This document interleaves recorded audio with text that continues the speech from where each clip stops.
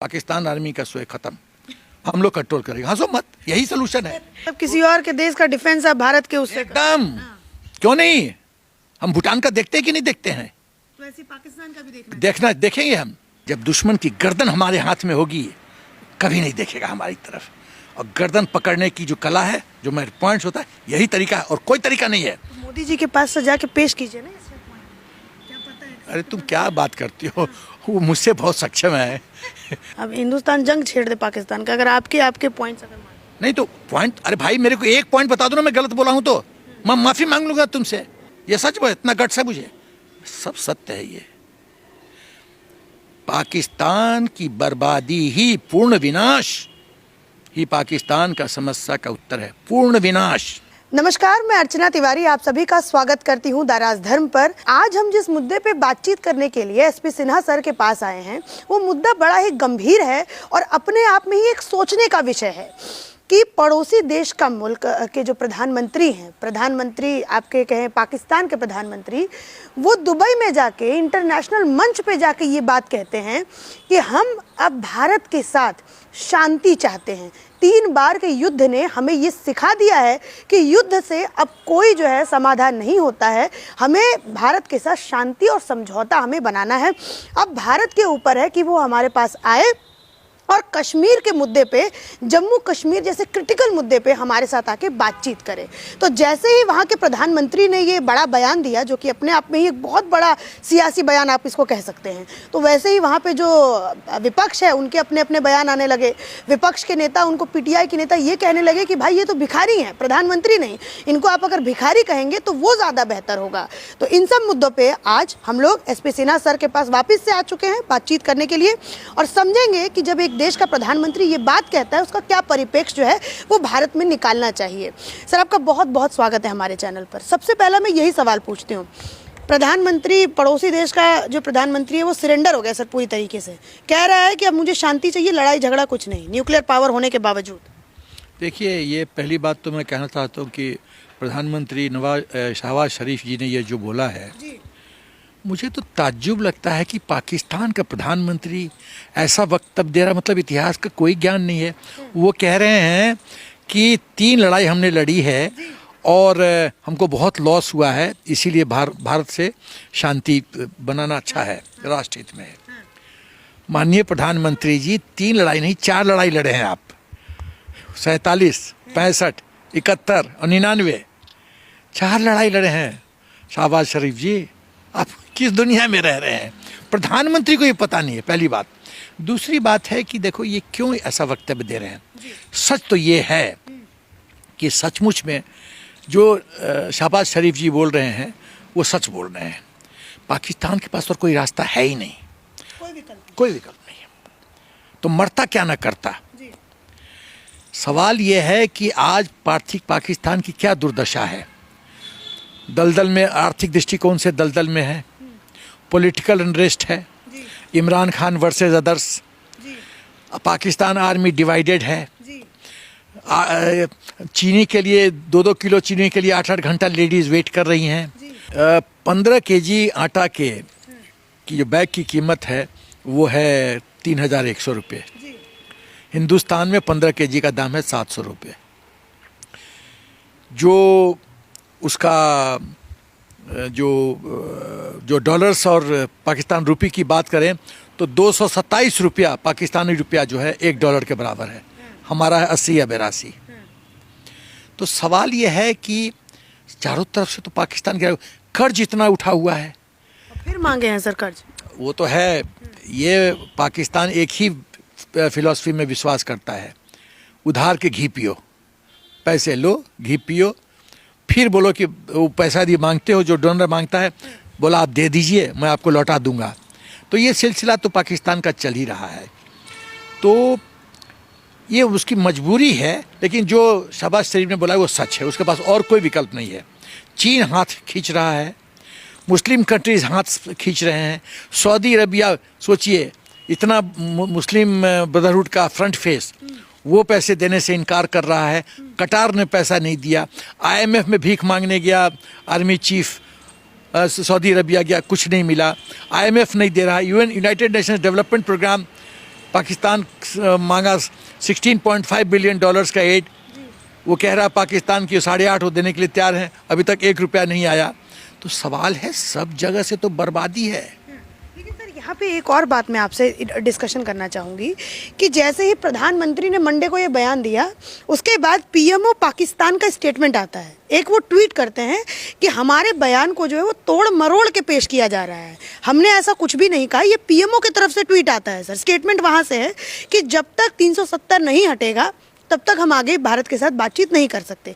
तो क्या ये माना जाए कि प्रधानमंत्री की कुर्सी बस एक ऐसे ढकोसले वाली कुर्सी है, वहाँ पे कुछ मतलब नेता क्या होता है, प्रतिपक्ष क्या होता है, कुछ नहीं, खाली मिलिट्री जो है वो उसके दबाव में, ऐसा कुछ? ये जो टैक्टिकल विड्रॉल किया है शहबाज शरीफ ने, इसका मतलब साफ है, सत्ता किसके पास है? वो पाकिस्तान आर्मी के पास है। पाकिस्तान आर्मी भी नहीं है, पाकिस्तान आर्मी चीफ के पास है। वो जो फैसला करता है। जब शहबाज शरीफ ने ये बोला होगा तो बस उधर से संदेश चला गया होगा, ये क्या बोल दिया आपने, तो बोला खुद तो बैक ट्रैक कर नहीं सकता, तो पीएमओ को बोला कि तुम बोलो कि तोड़ मरोड़ के पेश किया गया है, 370 नहीं हटेगा तो हम बात नहीं करेंगे। अरे भैया मिस्टर खामखा, तुमसे बात कौन करना चाहता है? मोदी जी ने तो साफ कह दिया है, terror and talks can not go together. आतंकवाद और बातचीत साथ साथ नहीं चल सकते। क्या मोदी जी ने 2014 के बाद शुरू में उन्होंने नवाज शरीफ को थोड़ा सा मैत्री का हाथ, भाव नहीं देंगे, बोले कि मौका दिया। भाव तो हम लोग बहुत पावरफुल हैं, हम भाव थोड़ी देंगे। मौका दिया कि भाई सुधर जा और अपनी विचारधारा को बदल दे। क्या हुआ? उरी। अटल बिहारी वाजपेयी जी ने लाहौर बस डिप्लोमेसी किया, क्या हुआ? कारगिल वॉर। तो ये तो इतिहास रहा है। तो पीएमओ ने क्लैरिफिकेशन दिया कि नहीं, तोड़ मोड़ के पेश किया गया है, पहली बात। दूसरी बात जो मैं कहना चाहता हूँ कि भाई तोड़ मोड़ के कैसे शहबाज शरीफ ने बोला? ये तो पूरा रिकॉर्डेड वर्जन है, पूरा यूट्यूब में सब फैला हुआ है। तो क्या उसके मुंह में जो वाणी निकली है उसके मुंह में अंदर डाल दोगे क्या? ये तो पॉसिबल नहीं है। अब मैं कहना चाहता हूँ, 2 दृष्टिकोण से इस इश्यू को मैं देखता हूँ, पाकिस्तान के दृष्टिकोण से और हिंदुस्तान के दृष्टिकोण से। देखिए, पहले मैं पाकिस्तान के दृष्टिकोण से बात करूंगा कि पाकिस्तान का डीएनए, चरित्र, छल, प्रपंच, कपट, व्यवहार, कोई बदलाव नहीं आया, न बदलाव आएगा। लोग कहते हैं एक जानवर के पूंछ को सीमेंट में पाइप में डाल दो, 2 साल के बाद निकालो, 3 साल के बाद निकालो, टेढ़ा का टेढ़ा है। वही है पाकिस्तान, उसके डीएनए में कोई परिवर्तन नहीं आएगा। मैं बेसिक क्वेश्चंस कुछ रेज करना चाहता हूँ। क्या ये सच नहीं है कि मस्जिदों में, पाकिस्तान के मस्जिदों में कहा जाता है कि हिंदुस्तानी काफिर हैं, हिंदुस्तानी हिंदू? क्या नहीं कहा जाता है कि काफिर की बर्बादी तक हम जंग लड़ेंगे? क्या गजवाए हिंद की सोच नहीं डाली जाती है? क्या आतंकवाद को सह नहीं दिया जाता है? क्या टेरर फंडिंग नहीं किया जाता है? क्या पाकिस्तान आर्मी सपोर्ट नहीं करती है? क्या ये सच नहीं है कि हाफिज सईद को स्पेशल ट्रेन दिया गया था रैली करने के लिए? क्या ट्रेनिंग मुजफ्फराबाद कोटली में ट्रेनिंग नहीं दी जाती है? क्या ये सच नहीं है कि पाकिस्तान आर्मी का एग्जिस्टेंस, उसका अस्तित्व एक ही बात पर आधारित है कि आवाम को डरा के रखो, हिंदुस्तान का भय बेचते रहो।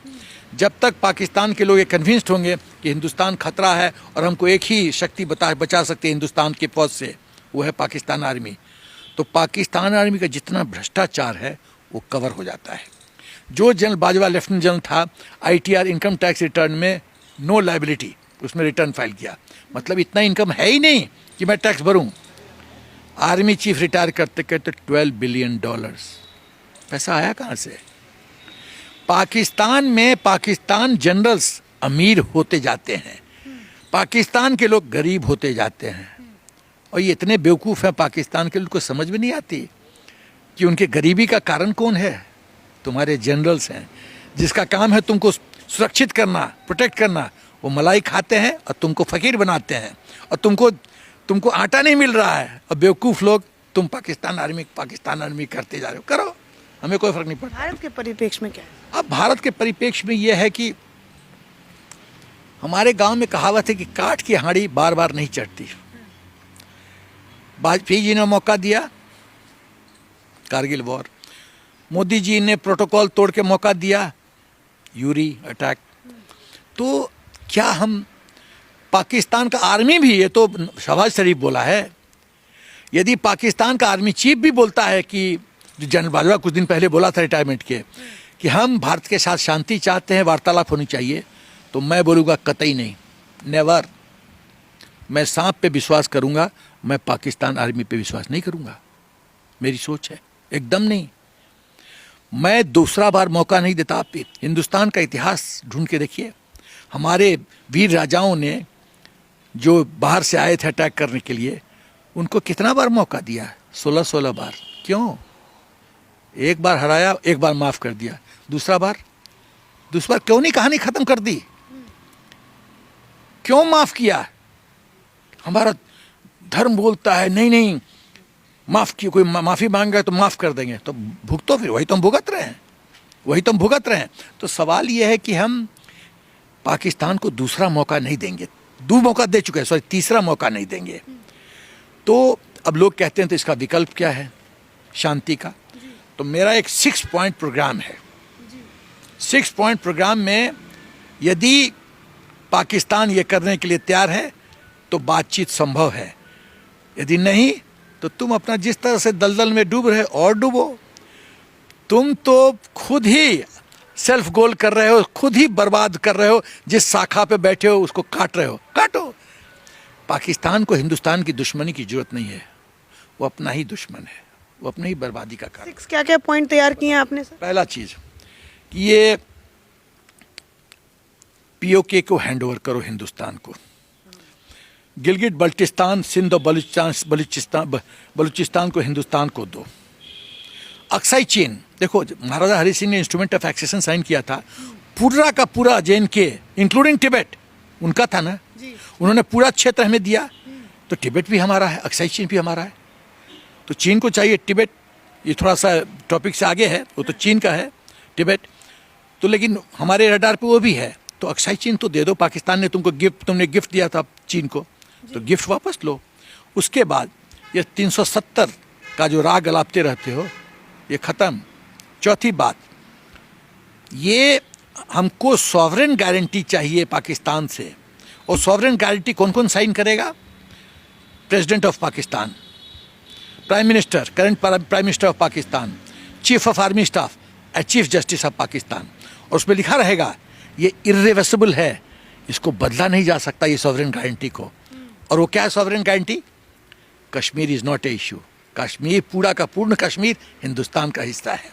उसके बाद डिफेंस और फॉरेन अफेयर्स, हिंदुस्तान, देखिए एक पैक्ट साइन हो जिसमें ये लिखा जाए कि हिंदुस्तान लुक आफ्टर करेगी पाकिस्तान के डिफेंस और फॉरेन अफेयर्स को। पाकिस्तान आर्मी का स्वयं खत्म, हम लोग कंट्रोल करेंगे। हंसो मत, यही सोल्यूशन है। अरे एक सेकंड, अरे ठीक है, नहीं है तो जाओ ना, मरो फिर। जब वही तो गलती में अभी आता हूँ, 72 शिमला में इंदिरा गांधी ने क्या गलती किया, वही तो मैं आ रहा हूँ। मतलब किसी और के देश का डिफेंस आप भारत के उससे एकदम, क्यों नहीं? हम भूटान का देखते हैं कि नहीं देखते हैं? तो ऐसे पाकिस्तान का भी देखेंगे हम। यदि तुमको मरने से बचना है, ICU में हो, तो हमारी बात मानो, नहीं तो मरो, सिंपल। उसके बाद हाफिज सईद, मसूद अजहर और सलाउद्दीन को हमको हैंड ओवर करो। मुजफ्फराबाद कोटली का जो ट्रेनिंग सेंटर है ख़त्म करो। बालाकोट में जो आतंक का ट्रेनिंग सेंटर है उसको ख़त्म करो। एक और बिंदु, हमको मेन डाटाबेस दो कि तुम्हारे जितने भी एजेंट्स हैं, प्लस हिंदुस्तान के पॉलिटिकल पार्टीज में जो राजद्रोही हैं, जो पर्दे के पीछे से राजद्रोह करते हैं, उनका डाटाबेस दो। OGW का डाटाबेस दो, ओवरग्राउंड वर्कर का दो, और अंडरग्राउंड वर्कर्स का डाटाबेस दो कि ये हमारी टीम है जो आपके हिंदुस्तान को हमेशा डसती रही है। उसके बाद हम उसके साथ क्या करेंगे वो दूसरी बात है। उसके बाद ये यदि सचमुच में पाकिस्तान, ये मैं जान रहा हूँ, मैं जो बोल रहा हूँ ये तो असंभव है भाई, जब मैं, ऐसा है, एक छोटा सा उदाहरण देता हूँ, तुम कहती हो असंभव है, छोटा सा उदाहरण देता हूँ।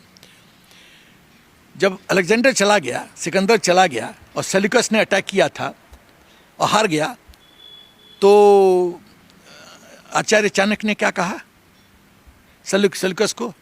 बोला संधि का प्रस्ताव आप दीजिए, क्या चाहते हैं? आचार्य चाणक्य ने क्या कहा? अपनी की बेटी की शादी, तुम्हारी बेटी की शादी हमारे महाराज से होगी, चक्रवर्ती। Acceptable, not acceptable.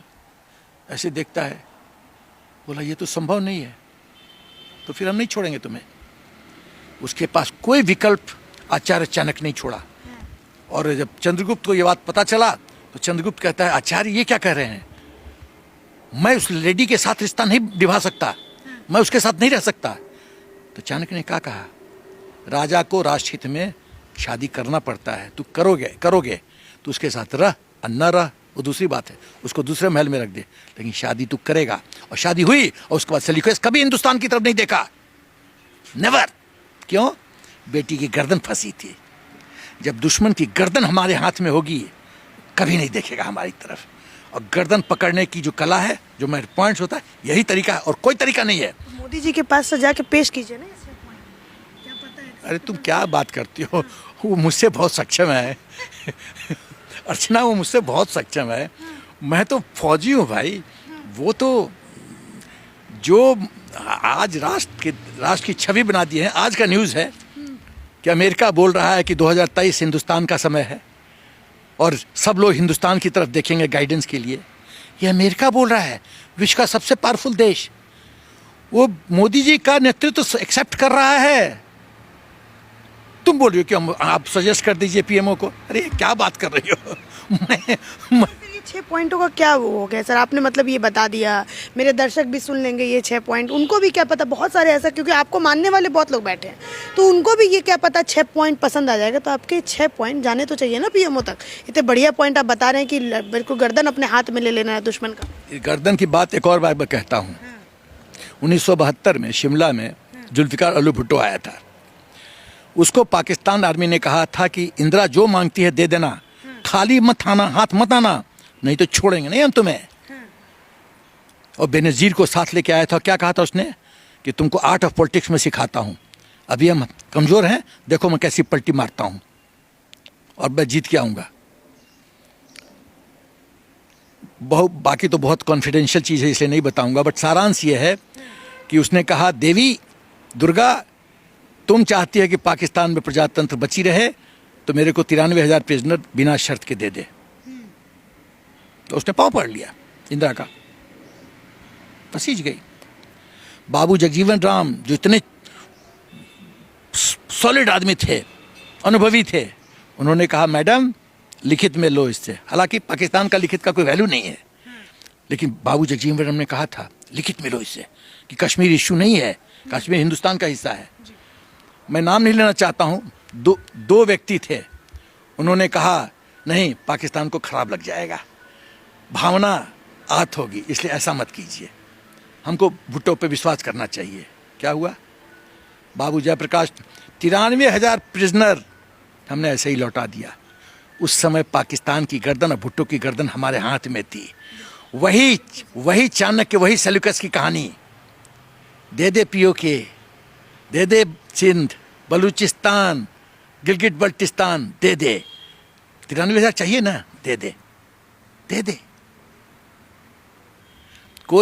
कोई ऐसे घी नहीं देता है, टेढ़ी उंगली करके बोतल से निकालना पड़ता है। टेढ़ी उंगली नहीं करोगी नहीं निकलेगा घी। एक उंगली डालोगी वो थोड़ा 1-2 ड्रॉप आएगा। हमको 1 ड्रॉप नहीं चाहिए, हमको तो पूरा घी चाहिए। सर ये तो पाकिस्तान वाले इशू पे आपने मुझे 6 पॉइंट जो कि बहुत अच्छे थे वो आपने मुझे बताया, और फिर आपने जो भी आपका मतलब ये भी बताया कि प्रधानमंत्री को ये नहीं पता कि 3 नहीं हमने 4 युद्ध लड़े थे, ये सब आपने मुझे बताया। तो ये भारत की राजनीति में प्रधानमंत्री, पड़ोसी मुल्क के प्रधानमंत्री जब ये कह रहे हैं कि हमें शांति चाहिए, तो क्या लगता है भारत की राजनीति में, जहाँ पर एक तरफ भारत जोड़ो यात्रा चल रही है और दूसरी तरफ हमारे देश के प्रधानमंत्री ये कहते हैं कि हमारे जो कार्यकर्ता हैं, भाजपा के जो कार्यकर्ता हैं, उनको देश के मुसलमानों से मिलना पड़ेगा, चाहे वो हमें वोट दें या ना दें, उनको देश के मुसलमानों से मिलना पड़ेगा और एक जो है सर्व संभाव का जो है एक माहौल बनाना पड़ेगा। तो क्या लगता है सर राजनीति पे कितना असर मतलब ये डालने जा रहा है? तुमने बहुत डिफिकल्ट, मुश्किल सवाल पूछा है। ठीक है, मैं अपनी बुद्धि लगा के जवाब देता हूँ। देखिए, माननीय प्रधानमंत्री जी की सोच बहुत साफ है। वो सोच है सबका साथ सबका विकास। देश का विकास कब होगा? जब सब किसी भी धर्म के लोग हों, सब एक शैली में, एक धुन में गाएं। सिनर्जी किस अंग्रेजी में बात है, सिनर्जी। सिनर्जी क्या होता है? ये मुट्ठी क्या है? एक उंगली, दो उंगली, तीन उंगली, ये है धर्म। हिंदू मुस्लिम सब उंगली हैं। एक उंगली जब, पांचों उंगली जब मिल जाते तो मुट्ठी बनता है। देश मुट्ठी कब बनेगा? जब सब एक साथ एक धुन एक ट्यून में गाएंगे। वो कैसे पॉसिबल है? कैसे पॉसिबल है? हारमनी, एक दूसरे में विश्वास, वो बहुत ज़रूरी है देश के लिए। तो कुछ लोग जो यहाँ पर देश में अपने सत्ता के लिए जो डेंजरस गेम खेलते हैं, तुष्टीकरण का राजनीति करते हैं, देश को कमज़ोर करते हैं, वही कारण है कि इस देश में जो भी कष्ट हो रहा है उसी के कारण हो रहा है। तो मोदी जी संदेश दे रहे हैं कि भाई सबको साथ लेके चलो। अब देखिए, वक्त बताएगा। सर बहुत बहुत थैंक यू, आप मेरे साथ जुड़े और आज आपने खुल करके जो है, और भी कुछ पॉइंट्स हैं सर आपके पास कि हो गए सारे? हाँ बता दीजिए। एक पूरे पाकिस्तान और हिंदुस्तान के रिश्ते में एक बहुत महत्वपूर्ण बिंदु है पाकिस्तान आर्मी का चरित्र। उस पे मेरे पास पॉइंट्स हैं, करीब 10 पॉइंट हैं। पहला, क्या पाकिस्तान आर्मी ने जिन्ना को सम्मान किया? जिन्ना को मारने में लियाकत अली पहला प्रधानमंत्री को, भुट्टो को, बेनजीर को मारने में किसका हाथ है? पहला पॉइंट। दूसरा, क्या यह सच नहीं है कि पनामा लीक का बहाना करके नवाज शरीफ को पाकिस्तान आर्मी ने फेंक दिया? एक आर्मी डिसाइड करेगी डेमोक्रेटिक इलेक्टेड प्राइम मिनिस्टर को ऐसे फेंकने का? तीसरा, क्या यह सच नहीं है पाकिस्तान आर्मी आतंकवाद फैलाती है? क्या यह सच नहीं है कि जब बस डिप्लोमेसी हो रही थी वाजपेयी जी के द्वारा, हृदय सम्राट वाजपेयी जी के द्वारा, तो मुशर्रफ षड्यंत्र रच रहा था कारगिल का? क्या यह सच नहीं है कि हिंदुस्तान के मुस्लिम को रेडिकलाइज करता है? क्या यह सच नहीं है कि जियाउल हक ने कहा था कि हमको लड़ने की ज़रूरत है, हिंदुस्तान के मुसलमान हमारे इशारे पे नाचेंगे और तबाह करेंगे हिंदुस्तान को? क्या यह सच नहीं है कि पाकिस्तान आर्मी गजवाई हिंद में विश्वास करती है?